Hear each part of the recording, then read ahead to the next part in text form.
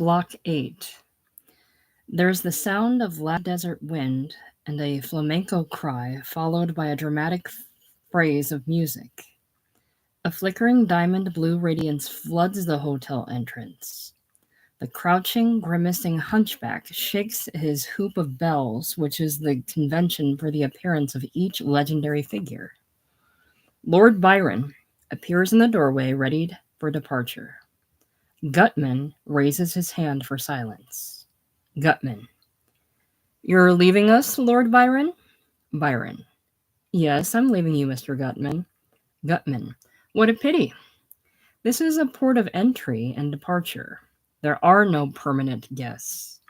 Possibly you are getting a little restless? Byron. The luxuries of this place have made me soft. The metal point's gone from my pen. There's nothing left but the feather. Gutman. That may be true, but what can you do about it? Byron. Make a departure. Gutman. From yourself? Byron. From my present self to myself as I used to be. Gutman. That's the furthest departure a man could make. I guess you're sailing to Athens? There's another war there, and like all wars since the beginning of time, it can be interpreted as a struggle for what? Byron. For freedom. You may laugh at it, but it still means something to me. Gutman. Of course it does. I'm not laughing a bit, I'm beaming with admiration. Byron. I've allowed myself many distractions. Gutman. Yes, indeed. Byron. But I've never altogether forgotten my old devotion to the Gutman. To the what, Lord Byron? Byron passes nervous fingers through his hair. You can't remember the object of your one-time devotion? There is a pause.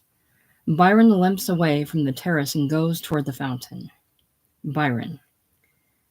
When Shelley's corpse was recovered from the sea, Gutman beckons the dreamer who approaches and accompanies Byron's speech. It was burned on the beach at Viareggio. I watched the spectacle from my carriage because the stench was revolting. Then it fascinated me. I got out of my carriage, went near, holding a handkerchief to my nostrils. I saw that the front of the skull had broken away in the flames, and there he advances out upon the stage upon apron, followed by Abdullah with the pine torch or lantern. And there was the brain of Shelley, indistinguishable from a cooking stew, boiling, bubbling, hissing, in the blackening cracked pot of his skull. Marguerite rises abruptly. Jacques supports her. Trelawney, his friend, Trelawney, threw salt and oil and frankincense in the flames, and finally the almost intolerable stench. Abdullah giggles. Gutman slaps him. Was gone. The burning was pure, as a man's burning should be. A man's burning ought to be pure, not like mine, a crepe Suzette burned in brandy. Shelley's burning was finally very pure. But the body, the corpse, split open like a grilled pig. Abdullah giggles irrepressibly again.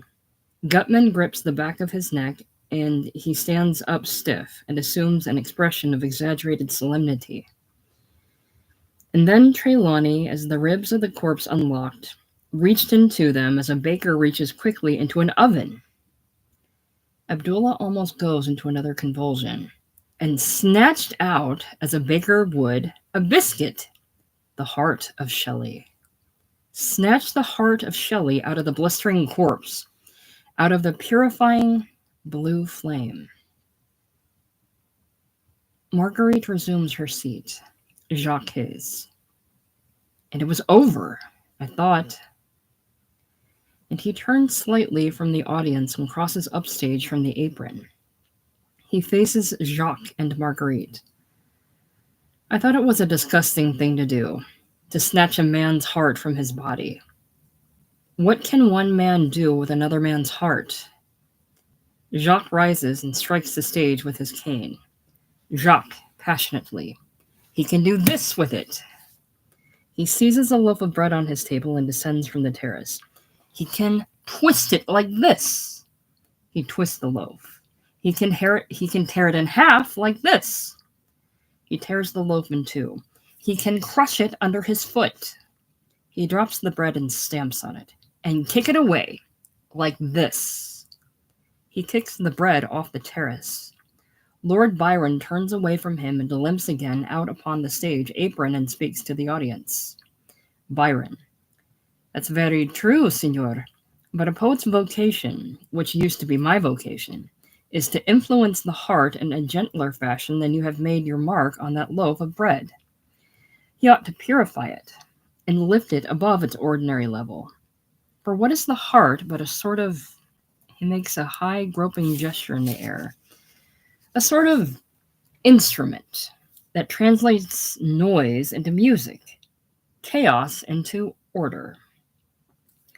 Abdullah ducks almost to the earth in an effort to stifle his mirth. Gutman coughs to cover his own amusement. A mysterious order. He raises his voice till it fills the plaza. That was my vocation once upon a time, before it was obscured by vulgar plaudits. Little by little it was lost among gondolas and palazzos, masked balls and salons, huge shadowy courts and torchlit entrances, baroque facades, canopies and carpets, candelabra and gold plate among snowy damask, ladies with throats as slender as flower stems, bending and breathing toward me their fragrant breath, exposing their breasts to me, whispering, half smiling, and everywhere marble, the visible grandeur of marble, pink and gray marble, veined and tinted as flame-corrupting flesh. All these provided agreeable distractions from the rather frightening solitude of a poet. Oh, I wrote many cantos in Venice and Constantinople and in Ravenna and Rome, on all of those Latin and Levantine excursions that my twisted foot led me into. But I wonder about them a little. They seem to improve as the wine in the bottle dwindles. There is a passion for declivity in this world.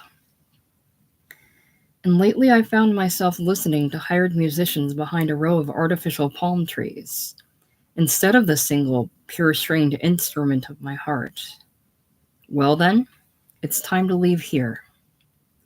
He turns back to the stage. There's a time for departure even when there's no certain place to go. I'm going to look for one now. I'm sailing to Athens. At least I can look up at the Acropolis. I can stand at the foot of it and look up at broken columns on the crest of a hill. If not purity, at least its recollection. I can sit quietly looking for a long, long time in absolute silence and possibly, yes, still possibly, the old pure music will come to me again.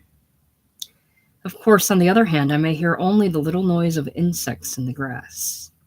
But I am sailing to Athens. Make voyages. Attempt them. There's nothing else. Marguerite, excitedly. Watch where he goes.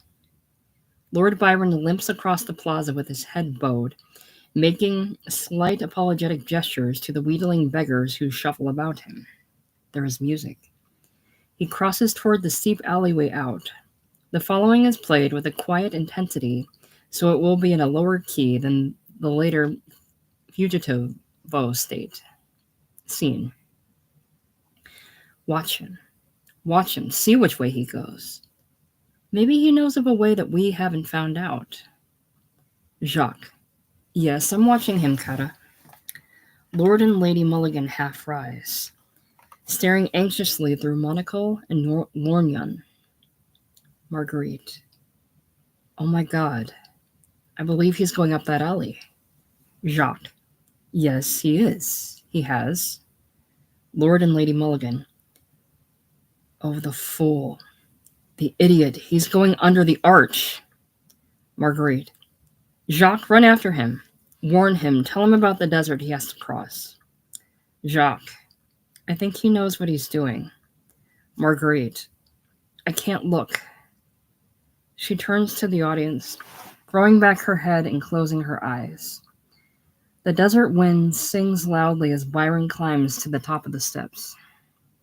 Byron, to several porters carrying luggage, which is mainly caged birds. This way! He exits. Kilroy starts to follow. He stops at the steps, cringing and looking at Gutman. Gutman motions him to go ahead.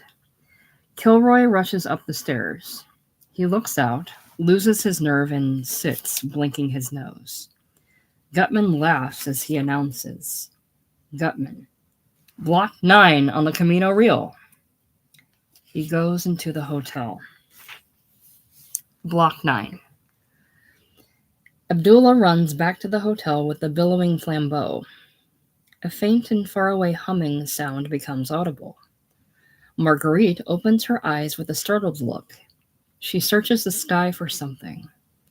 A very low percussion begins with a humming sound, as if excited hearts are beating. Marguerite. Jacques, I hear something in the sky. Jacques. I think what you hear is Marguerite with rising excitement. No, it's a plane. A great one. I see the lights of it now. Jacques. Some kind of fireworks, Kata. Marguerite. Hush. Listen. She blows out the candle to see better above it. She rises, peering into the sky. I see it. I see it. There. It's circling over us. Lady Mulligan. Raymond, sit down. Your face is flushed. Hotel guests overlapping. What is it? The fugitivo. Quick, get my jewelry from the hotel safe. Cash a check. Throw some things in a bag. I'll wait here. Never mind the luggage. We have our money and papers. Where is it now? There. It's turning to land. To go like this? Yes, go anyhow. Just go anyhow. Just go. Raymond, please. Oh, it's rising again. Oh, it's... Shh, Mr. Gutman. Gutman appears in the doorway. He raises a hand in a commanding gesture. Gutman. Signs should not be mistaken for wonders. The voices modulate quickly. Ladies, gentlemen, please resume your seats. Places are resumed at tables, and silver is shakily lifted. Glasses are raised to lips, but the noise of concerted panting of excitement fills the stage, and a low percussion echoes frantic heartbeats. Gutman descends to the plaza, shouting furiously to the officer. Why wasn't I told the fugitivo was coming?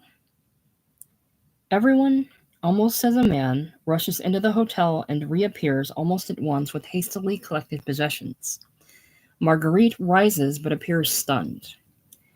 There is a great whistling and screeching sound as the aerial transport halts somewhere close by, accompanied by rainbow splashes of light and cries like children's on a roller coaster.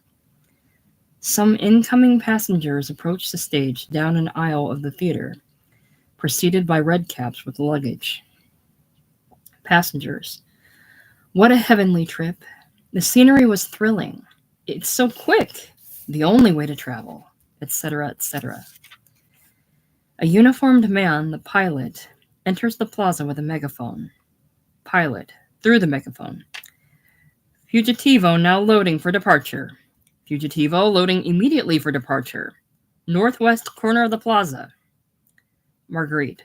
Jacques, it's the Fugitivo. It's the non-scheduled thing you heard of this afternoon. Pilot. All outgoing passengers on the Fugitivo are requested to present their tickets and papers immediately at the station. Marguerite. He said outgoing passengers. Pilot. Outgoing passengers on the Fugitivo report immediately at the station for customs inspection. Marguerite with a forced smile. Why are you just standing there? Jacques with an Italian gesture. Che cosa posso fare? Marguerite. Move, do something. Jacques. What? Marguerite. Go to them. Ask. Find out. Jacques. I have no idea what the damned thing is. Marguerite. I do. I'll tell you. It's a way to escape from this abominable place. Jacques. Forse non so. Marguerite. It's a way out. And I'm not going to miss it. Pilot. Ici la douane. Customs inspection here. Marguerite. Customs. That means luggage. Run to my room. Here. Key. Throw a few things in a bag, my jewels, my furs, but hurry! Vite, vite, vite. I don't believe there's much time. No, everybody is. Outgoing passengers storm the desk and table, clamoring for tickets. There must be limited space. Why don't you do what I tell you? She rushes to a man with a rubber stamp and a roll of tickets. Monsieur? Signor? Pardonnez-moi? I'm going out. I want my ticket. Pilot coldly. Name, please. Marguerite. Mademoiselle Gautier. But I... Pilot. Gautier? Gautier? We have no Gautier listed. Marguerite. I'm not listed. I mean, I'm traveling under another name. Travel agent. What name are you traveling under? Prudence and Olympe rush out of the hotel half-dressed, dragging their furs. Meanwhile, Kilroy is trying to make a fast buck or two as a redcap. The scene gathers wild momentum, is punctuated by crashes of percussion. Grotesque mummers act as demon custom inspectors and immigration authorities, etc. Baggage is tossed about, ripped open, smuggled goods seized. Arrests made, all amid the wildest importunities, protests, threats, bribes, entreaties. It is a scene for improvisation. Prudence. Thank God I woke up. Olympe. Thank God I wasn't asleep. Prudence. I knew it was non-scheduled, but I did think they'd give you time to get in your girdle. Olympe. Look who's trying to crash it. I know damned well she doesn't have a reservation. Pilot to Marguerite. What name did you say, mademoiselle? Please, people are waiting. You're holding up the line. Marguerite. I'm so confused. Jacques, what name did you make my reservation under? Olympe. She has no reservation. Prudence. I have. I got mine. Olympe. I got mine. Prudence. I'm next. Olympe. Don't push me, you old bag. Marguerite. I was here first. I was here before anybody. Jacques, quick. Get my money from the hotel safe. Jacques exits. Agent, stay in line. There is a loud warning whistle. Pilot. 5 minutes. The fugitivo leaves in 5 minutes. 5 minutes only. At this announcement, the scene becomes riotous.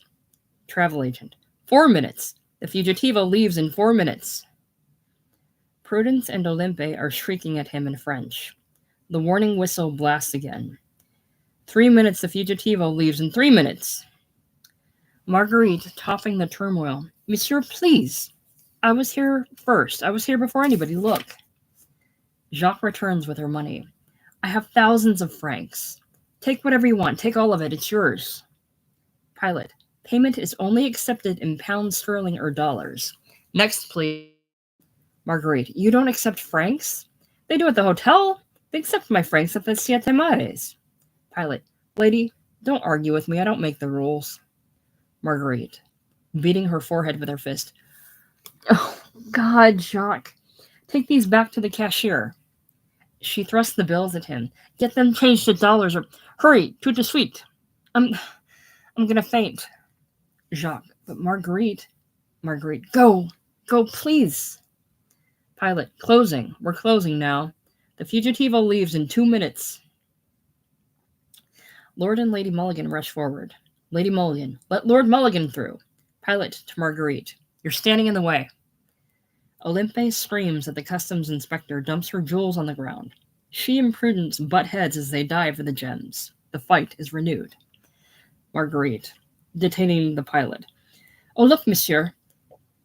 Regardez ça. My diamond. A solitaire, 2 carats. Take that as security. Pilot, let me go. The loan sharks across the plaza. There is another warning blast. Prudence and Olympe seize hat boxes and rush toward the whistle. Marguerite, clinging desperately to the pilot. You don't understand. Senor Casanova has gone to change money. He'll be here in a second, and I'll pay 5, 10, 20 times the price of... Jacques! Jacques, where are you? Voice back at the auditorium. We're closing the gate. Marguerite, you can't close the gate. Pilot, move, madam. Marguerite, I won't move. Lady Mulligan, I tell you, Lord Mulligan is the iron and steel man from Cobb. Raymond, they're closing the gate.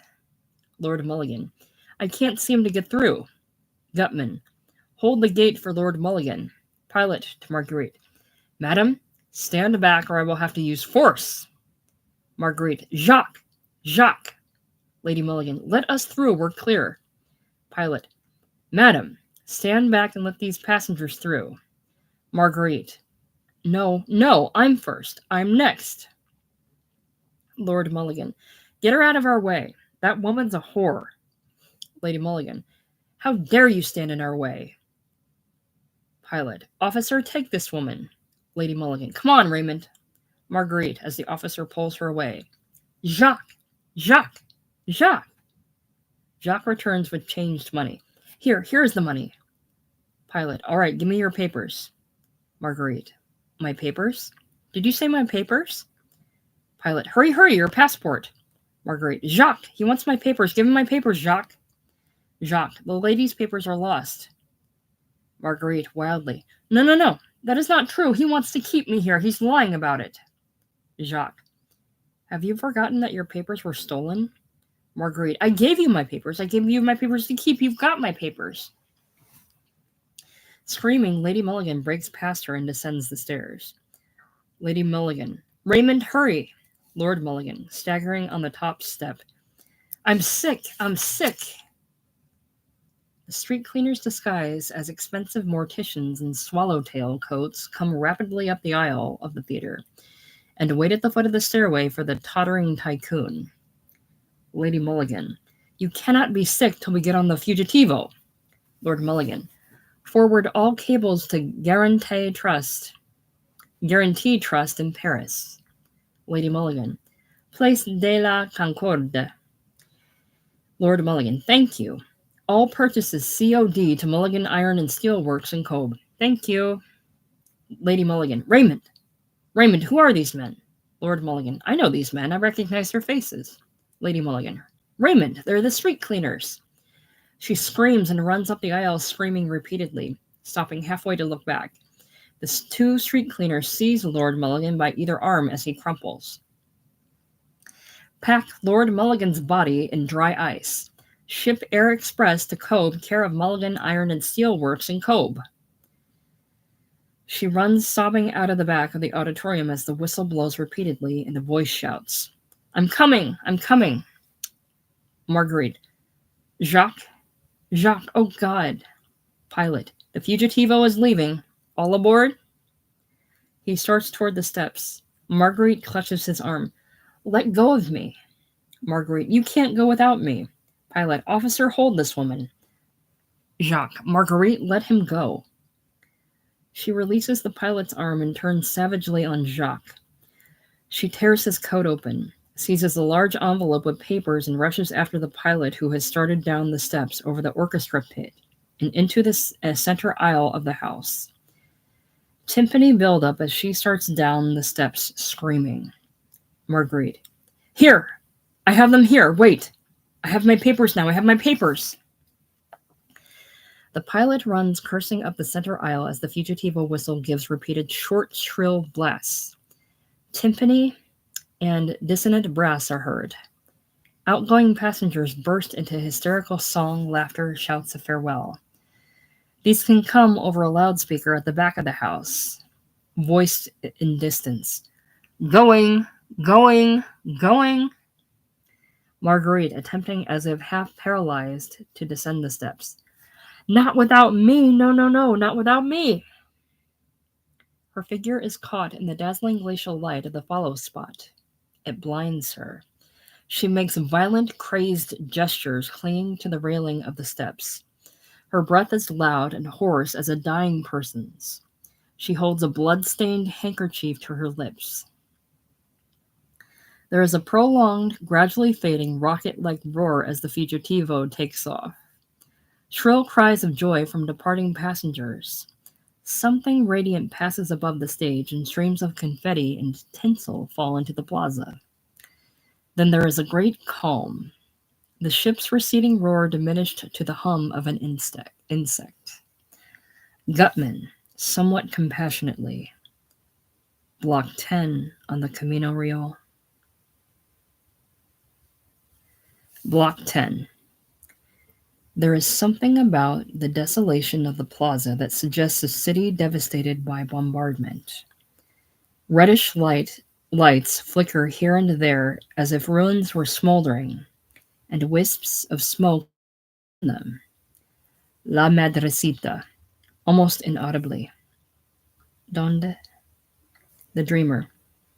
Aquí. Aquí, Madrecita. Marguerite. Lost! Lost! Lost! Lost! She is still clinging brokenly to the railing of the steps. Jacques descends to her and helps her back up the steps.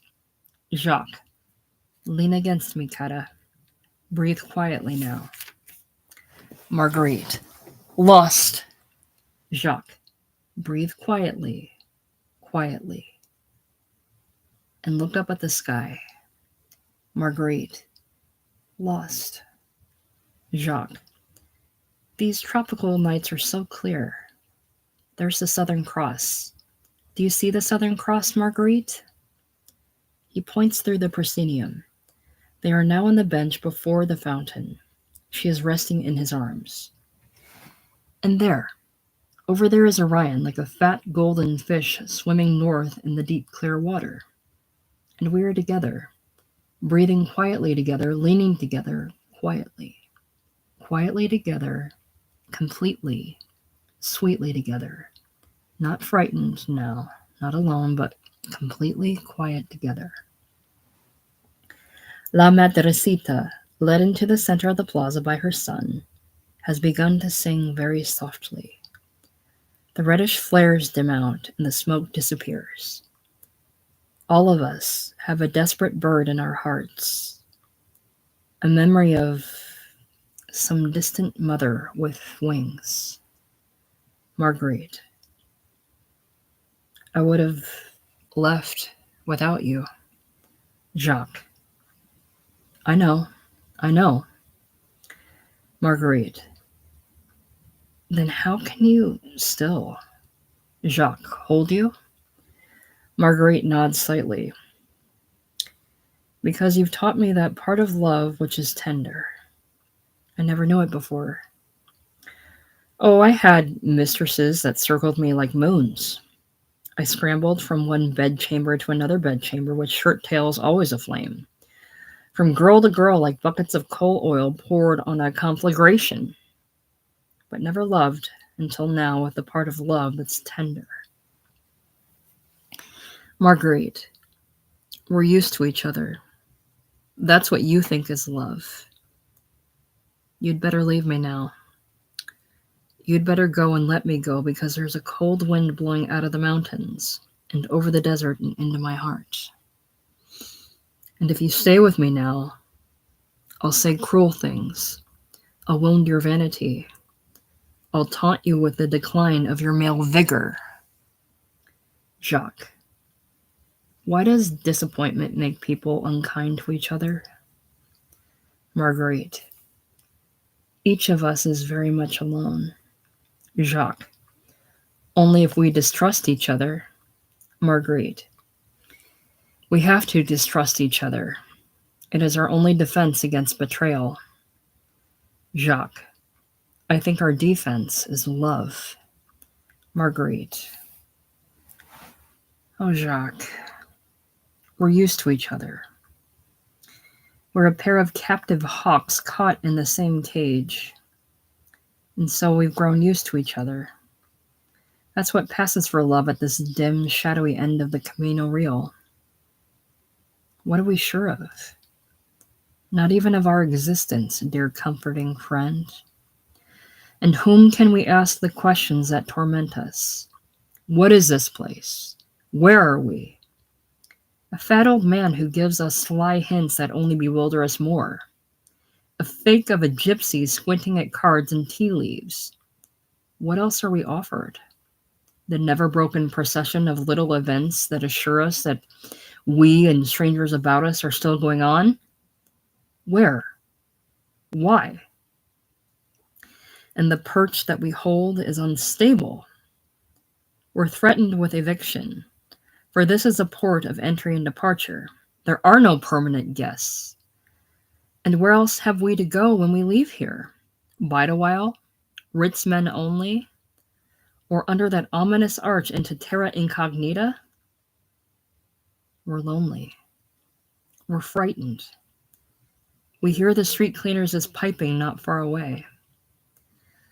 So now and then, although we've wounded each other time and again, we stretch out hands to each other in the dark that we can't escape from. We huddle together for some dim communal comfort. And that's what passes for love on this terminal stretch of the road that used to be loyal. What is it, this feeling between us? When you feel my exhausted weight against your shoulder, when I clasp your anxious old hawk's head to my breast, what is it we feel in whatever is left of our hearts? Something, yes, something, delicate, unreal, bloodless, the sort of violets that could grow on the moon, or in the crevices of those faraway mountains, fertilized by the droppings of carrion birds. Those birds are familiar to us. Their shadows inhabit the plaza. I've heard them flapping their wings like old charwomen beating worn-out carpets with gray brooms. But tenderness, the violets in the mountains, can't break the rocks. Jacques, the violets in the mountains can break the rocks if you believe in them and allow them to grow. The plaza has resumed its usual aspect. Abdullah enters through one of the downstage arches. Abdullah, get your carnival hats and noisemakers here. Tonight the moon will restore the virginity of my sister. Marguerite, almost tenderly touching his face. Don't you know that tonight I am going to betray you? Jacques, why would you do that? Marguerite, because I've outlived the tenderness of my heart. Abdullah, come here. I have an errand for you. Go to Ahmed's and deliver a message. Abdullah, I'm working for Mama, making the Yankee dollar. Get your carnival hats and... Marguerite, here, boy. She snatches a ring off her finger and offers it to him. Jacques, your cabochon sapphire? Marguerite, yes, my cabochon sapphire. Jacques, are you mad? Marguerite, yes, I'm mad. Or nearly. The specter of lunacy's at my heels tonight. Jacques drives Abdullah back with his cane. Catch, boy. The other side of the fountain. Quick. The guitar is heard molto vivace. She tosses the ring across the fountain. Jacques attempts to hold the boy back with his cane. Abdullah dodges in and out like a little terrier, laughing. Marguerite shouts encouragement in French. When the boy is driven back from the ring, she snatches it up and tosses it to him again, shouting, Catch, boy! Run to Ahmed's. Tell the charming young man that the French lady's bored with her company tonight. Say that the French lady missed the fugitivo and wants to forget she missed it. Oh, and reserve a room with a balcony so I can watch your sister appear on the roof when the moonrise makes her a virgin. Abdullah skips shouting out of the plaza. Jacques strikes the stage with his cane. She says without looking at him, Time betrays us, and we betray each other. Jacques. Wait, Marguerite. Marguerite. No, I can't. The wind from the desert is sweeping me away. A loud singing wind sweeps her toward the terrace, away from him. She looks back once or twice, as if for some gesture of leave taking, but he only stares at her fiercely, striking the stage at intervals with his cane like a death march. Gutman watches, smiling from the terrace, bows to Marguerite as she passes into the hotel. The drum of Jacques' cane is taken up by other percussive instruments, and almost unnoticeably at first, weird looking celebrants or carnival mummers creep into the plaza, silently as spiders descending a wall. A sheet of scarlet and yellow rice paper bearing some cryptic device is lowered from the center of the plaza. The percussive effects become gradually louder. Jacques is oblivious to the scene behind him, standing in front of the plaza, his eyes closed. Gutman, Block 11 on the Camino Real.